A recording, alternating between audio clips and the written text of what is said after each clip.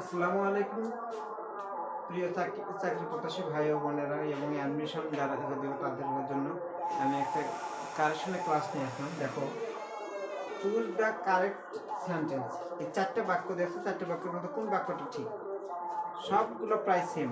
দেখো, a few of the three boys got a prize, every of the three boys got a prize, all of the three boys got a prize, each of the three boys got a prize. এই চারটের মধ্যে থেকে একটা বাক্য ঠিক আছে। আচ্ছা, এখন দেখো এখান থেকে আমরা কোন বাক্যটা কারেক্ট করতে পারবো সেটা আমরা দেখব। ইচ, দেখো এটা হলো distributive pronoun, each and every. আচ্ছা, ইচ এটার পরে সাধারণত সংখ্যাবাচক শব্দ ব্যবহার হয় না, সেক্ষেত্রে এটা এক সেন্সে ভুল।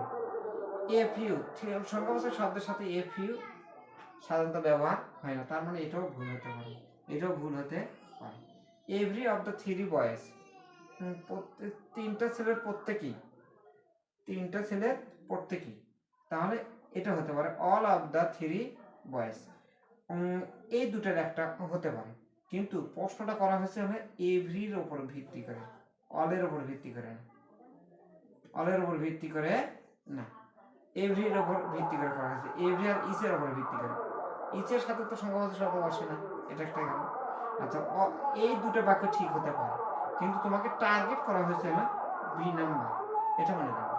বি নাম্বারটা এই বাক্যটা ঠিক, এটাও এই সেন্সে অল্প ঠিক, অর্থাৎ বেস্ট যেটা আনসার সেটা আমাকে দিতে হবে।